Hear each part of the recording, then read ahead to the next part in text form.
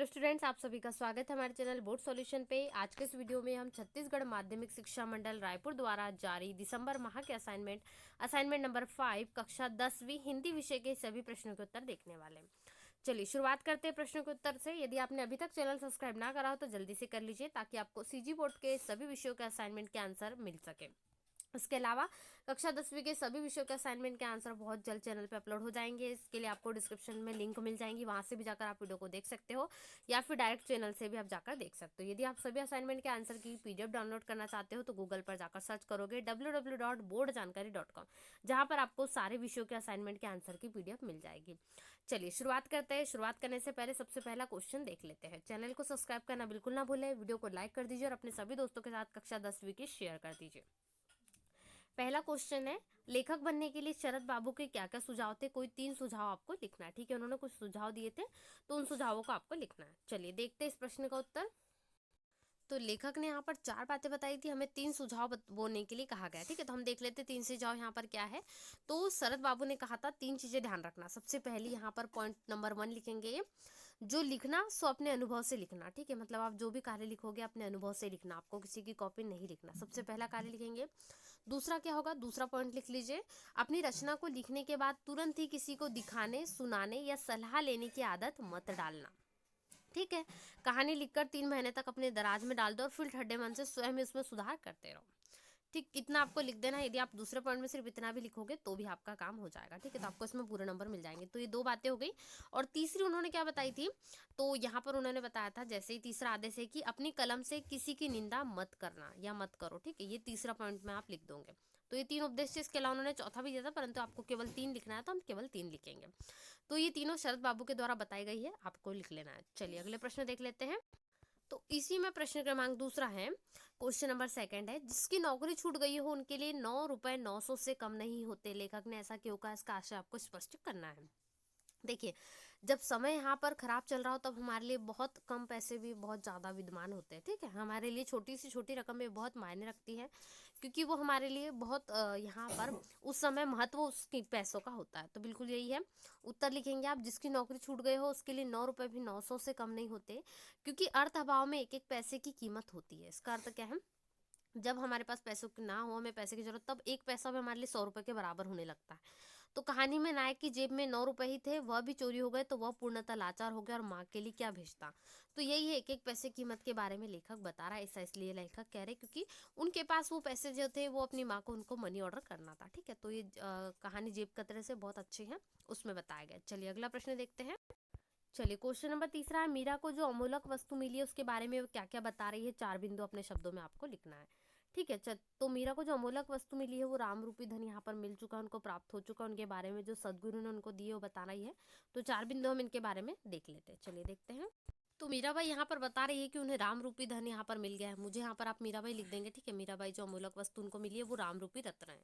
ठीक है, यह बहुमूल्य वस्तु हमारे गुरु ने कृपा करके मुझे दी है, जिससे मैंने तन मन से ग्रहण कर लिया है। यह वह संपत्ति है जिसके लिए मैं जन्म जन्मांतरों से लालयित थी और अब वह मुझे मिल गई। इस पूंजी को प्राप्त कर लेने पर संसार की सब वस्तुएं, सांसारिक बंधन नष्ट हो गए। सबसे पहला पॉइंट आप इसमें क्या लिखोगे, ये उन्हें किसने दिए, सदगुरु ने दिए। इसके लिए जन्म जन्मांतर से लालयित थी, अब ये उनको मिल गई है। इसमें सबसे पहले आप लिख लोगे कि इसमें संसार की सभी सांसारिक बंधन क्या हो गए, नष्ट हो गए। और दूसरा क्या है, एक ऐसी पूंजी है जिससे खर्च करने पर कम नहीं होती और जिसे चोर भी नहीं चुरा सकता, बल्कि प्रतिदिन बढ़ती रहती है। दूसरे पॉइंट में ये लिख सकते हैं। और तीसरे पॉइंट में लिख देंगे, ये सत्य की नाव है जिसका खेने वाला, मतलब जो नाविक होता है उसको बोलते हैं सदगुरु है, इसलिए वो इस भवसागर से पार हो गई है, ऐसा भी बताना चाहती है। तो वो ये ऐसा हर्ष यहाँ पर हर्ष कर करके, यानी उसकी प्रशंसा कर करके बता रही है। तो ये ऐसा आप इसमें पॉइंट नोट कर लेंगे, क्योंकि उनका जन्म जन्मांतर का यहाँ पर नाता जो है उस जुड़ चुका है, वो ऐसा बताना चाह रही। ठीक है, ये आप चलिए अगला प्रश्न देख लेते हैं। क्वेश्चन नंबर 4, कोविड नियमों का परिपालन करते हुए अपने मित्र को पत्र लिखिए। तो यहाँ पर आप कुछ भी पता वगैरह लिख सकते हैं, जैसे इसमें सरोनी गांव, नवाबगंज क्षेत्र, दूना, या यहाँ पर आप जो है रायपुर छत्तीसगढ़ लिख सकते हो। दिनांक लिख लीजिए और प्रिय मित्र का यहाँ पर आपको नाम लिखना है। ठीक है, तो यहाँ पर आप थोड़ा सा पता लिख दोगे और यहाँ पर नाम हो जाएगा। आप यहाँ पर स्टार्ट करोगे। आशा करता हूँ कि आप और आपका परिवार सकुशल होगे। मुझे खेद है कि गत कुछ महीनों से मैं आपको पत्र नहीं लिख पाया या खत नहीं लिख पाया। आप मेरे सबसे पुराने और प्रिय मित्र हैं, मैं आपको सदैव स्मरण करता हूँ। उस समय देश की स्थिति से आप अवगत होंगे। और वर्तमान में क्या है, कोरोना वायरस नाम की सभी शहरों में बढ़ चुकी है और पूरे देश में अभी नया वेरिएंट भी आया, तो उसके कारण भी बहुत सारी चीज़ें हुई है, तो वो भी आपको इसमें वर्णन कर देना है। ठीक है, चैनल पे नया आया तो जल्दी से चैनल सब्सक्राइब करना बिल्कुल ना भूले। कक्षा 10वीं के सभी असाइनमेंट के आंसर आपको चैनल पे मिल जाएंगे, इसलिए चैनल को जल्दी से सब्सक्राइब कर लीजिए, दोस्तों में शेयर कर दीजिए और वीडियो को लाइक करना बिल्कुल ना भूलें।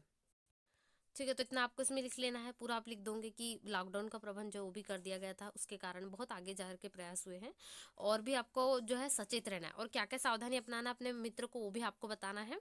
ठीक है, तो अपने मित्र को बताइए कि वो पालन कैसे करता है। तो तुम्हारी सुरक्षा का ख्याल रखते हुए तुमसे अनुरोध करता हूँ कि तुम निम्न बातों का ध्यान रखोगे। पहला, हमेशा मास्क पहनकर बाहर निकलो। प्रत्येक 1 घंटे में अपने हाथों को अच्छी तरह से साबुन से धो। खाना खाने से पहले भी अच्छे से साबुन से धोना। आपको अपने हाथों से बार बार अपने नाक और चेहरे को स्पर्श करने से बचो, यानी आपको कार्य नहीं करना। ठीक है, तो आपको इसको फॉलो करना है, और बहुत जरूरी है तभी घर से बाहर निकलना चाहिए। उसके अलावा यहाँ पर आपको बताना है, घर से बाहर निकलते वक्त हमेशा सैनिटाइजर अपने साथ रखें, और किसी भी बाहरी वस्तु को हाथ लगाने के बाद अपने हाथों को अच्छी तरह से सैनिटाइज करें। ये आपके अपने मित्रों को बताना है। कोविड-19 के परिपालन यानी ये नियमों का पालन उसे करना है। उसके बाद अंत में आप लिख देंगे, मैं भगवान से रोज प्रार्थना करता हूँ कि कोरोना बीमारी से हमारी दुनिया को जल्द से जल्द मुक्ति मिले और तुमसे मैं जल्दी मिल सकूं। आशा करता हूँ कि तुम भी मेरे खत को पढ़कर इस पत्र पर अपनी प्रतिक्रिया लिखकर दोगे, यानी तुम्हारा भी पत्र मुझे रिटर्न में प्राप्त होगा। तुम्हारा मित्र मुकेश प्रजापति। ऐसे ही और लिख सकते हैं आप। इसी प्रकार से आप पत्र को लिख सकते हो। ठीक है, इसमें आप चाहे तो और चीज़ें ऐड कर सकते हो, या फिर कोविड-19 के नियमों के बारे में थोड़ा और विस्तार से आप बता सकते हो। चलिए अगले प्रश्न की ओर बढ़ते हैं। चलिए, इसी का क्वेश्चन नंबर 5 है, लास्ट क्वेश्चन है। निम्नलिखित विषयों में से किसी एक विषय पर लगभग 150 से 200 शब्दों में निबंध लिखना है आपको। समाचार पत्रों का महत्व है, छत्तीसगढ़ के तीर्थ स्थल है, या फिर बेटी बचाओ बेटी पढ़ाओ। इन तीनों में से कोई भी एक, तो सबसे बढ़िया है समाचार पत्रों का महत्व। चलिए इस पर लिख लेते हैं हम। आप कोई भी विषय पर लिख सकते हैं। तो लास्ट क्वेश्चन है। इसके अलावा बाकी विषयों के असाइनमेंट के आंसर भी आपको डिस्क्रिप्शन बॉक्स में लिंक में मिल जाएंगे, जल्दी से वहां पर देख लीजिए, या फिर आपको चैनल पे ही अपलोड है, जाकर देख सकते हैं। चलिए, समाचार पत्रों की उपयोगिता या महत्व, इतने प्रकार से निबंध पूछा जाता है। तो सबसे पहले कोटेशन बहुत बढ़िया से नारा हो जाएगा। तुम जब दो आवाज पहाड़ों की बोली मिट्टी बोले, तुम जब छेड़ो तान चांदनी घट घट में चंदन घोले। ठीक है, रूपरेखा सबसे पहले महत्वपूर्ण होती है, हमेशा इसको ब्लैक पेन से लिखें। प्रस्तावना हो गई, प्राचीन काल में समाचार पत्रों का रूप, समाचार पत्रों के भेद, इसकी उपयोगिता, इसके अनियंत्रित प्रकाशन से हानि और उपसंहार। ठीक है, प्रस्तावना बढ़िया से होना चाहिए, क्योंकि निबंध पे ज्यादा अंक रहते हैं, और वार्षिक परीक्षा में भी इसका बहुत महत्व है, इसलिए इसको अच्छे से तैयार करें। ठीक है, तो ये हो जाएगा प्रस्तावना। उसके अलावा प्राचीन काल में क्या रूप था, ये भी आपको इसमें लिखना है। किस प्रकार हुआ करता था, इसको छोटा छोटा भी बनाकर आप लिख सकते हैं। ठीक है, इसके भेद आ जाएंगे, समाचार पत्रों के भेद इसमें किस प्रकार के आते थे, राजनीतिक, आर्थिक, अलग अलग, जैसे आप पढ़ते हो पॉलिटिकल की खबरें, मनोरंजन की, क्रीड़ा की, खेल संबंधित, ऐसे इसमें आ जाएगा। ठीक है, इसकी उपयोगिता हो जाएगी, क्या महत्व इसकी उपयोगिता है, ये सारा कुछ इसमें आ जाएगा, तो ये आप इसमें वर्णन कर सकते हैं। इसके अलावा इसके अनियंत्रित प्रकाशन से क्या हानि है, वो हो जाएगा, इसका उपसंहार आ जाएगा, तो ये आपको सारी चीजें इसमें लिख लेना है।